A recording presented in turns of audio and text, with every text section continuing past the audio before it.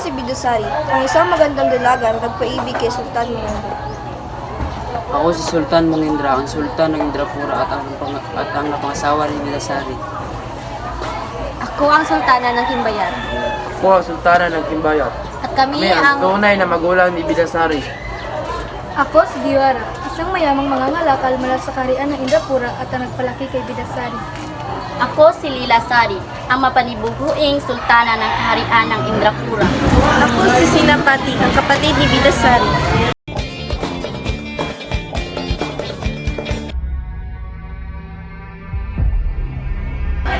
Paparating na ang Garuda! Masigado na kayo at may oras pa!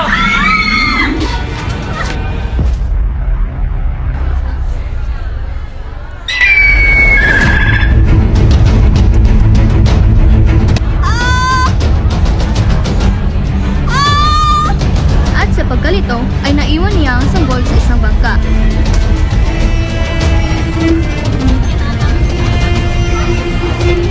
Asa na sila? Asa na ang iba? Kailangan ko makatakas! Kailangan ko makalis!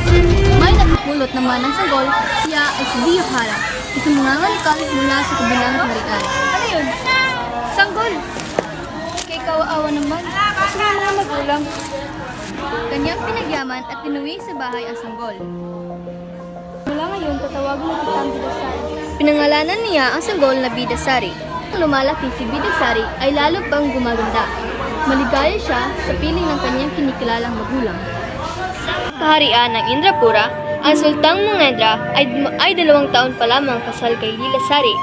Mapanibughuin si Lila Sari, natatakot siyang umibig sa ibang babae ang sultan. Pa ako, sultan? Mahal sa akin. Hindi pa rin nasisiyahan ang magandang asawa ng sultan sa sagot niya. Kung mahal na sultan, hindi mo kaya ako manimulan na nakita kang masigit na maganda kaysa akin? Kung higit na maganda ka sa iyo, ngunit ikaw ang pinakamaganda sa lahat. Nagalala ang sultana kaya't karaka-raka niyang inutusan ang kanyang mga kampon. Naksaliksikin ang kaharian upang malaman kung may babaeng higit na mas maganda sa kanya. Mga kampon! Hanapin niyo kung sino man ang mas lalamang sa aking ganda. Gawin niyo. Kahit halugugin niyo pa ang buong harian. Opo, mahal na sultana.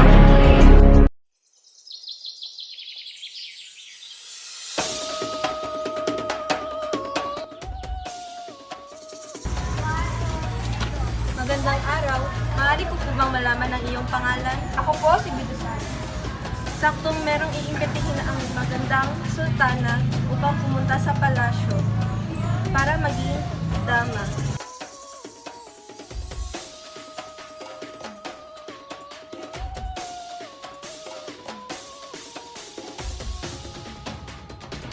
Itali niyo siya!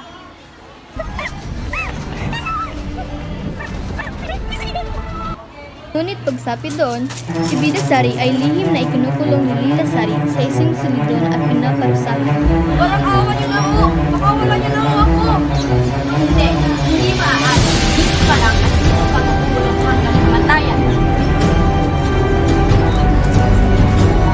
Nang hindi na matiis ni Bidasari ang mga parusa sa kanya, sinabi niyang, Kunin mo ang isdang ito sa kalamunan ng aking anak. Sa araw, kailangan mo ito isuot at sa gabi, ibalik mo ito sa tubig. Sige, pumapayag na ako sa binibigay mo sa akin. Sige, at umuwi ka na rin.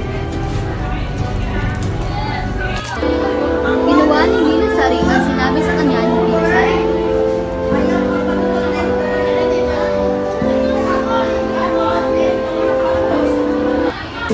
Kaya si Bidasari ay nakabuhay sa at muling bumabangon kapag gabi na. Pero si Diyohara ay nagalala na patuloy lang papatayin si Bidasari. Kung ito ay tuloy lang na mangyayari, kailangan ni Bidasari ng tahanan ng kanyang sarili. Kaya siya ay nagpagawa ng isang malaking palasyo at doon nag-isa at nakatira si Bidasari niya. Sultan Mongendra ay nagulat sa bakit. Kaninong palasyo to? Nasara ang pinto nito kaya pinilit niyang buksan ito. Doon sa loob na isang mga silid sa palasyo, nakita niya si Bidasari na natulog ang himig. Sino itong magandang binibini at parang hindi ko siya magising kahit anong gawin ko? Umuwi na lang si Sultan Mungenda na hindi niya nakausap si Bidasari. Bumalik siya kinabukasan at naghintay siya hanggang gabi. At nang sumapit ang gabi, doon na gumising si Bidasari. Magandang binibini, itagal kita inantay na gumising. Maaari mo nang malaman ang pangalan mo. Ako si Bidasari. Bakit ngayon ka lang gumising sa pagkatulog mo? Nangyari ko sa akin sa asawa ko si Bidasari. Ginawa ito ni Lilasari? Agad-agad niyang iniwan si Lilasari sa palasyo.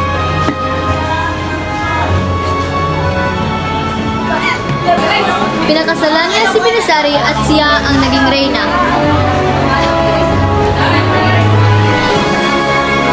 Samantala, pagkaraan ng ilang taon, ang tunay na magulang ni Bidasari ay muling nanunirahan ng tahimik sa bayan.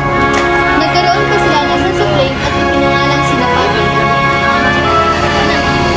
Isang araw, pumunta si Tio Hara sa timbayan sa Gloria na si Sinapati. Napansin agad niya ni Tio Hara ang karumpang magpapakasang ng Bidasari. Sinapati, may kapatid ka.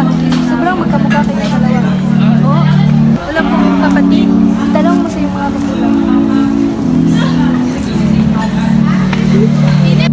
Ama, Ina, meron po ba kung kapatid na nawalay sa ating pamilya? Tara, sumama ka sa akin sa Indrapura.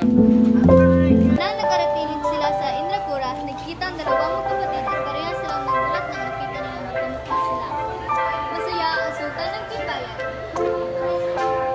At habang gulat, nagulat naman ang sultan ng Indrapura na nalaman niya si Bidasari ay isang prinsesa pala.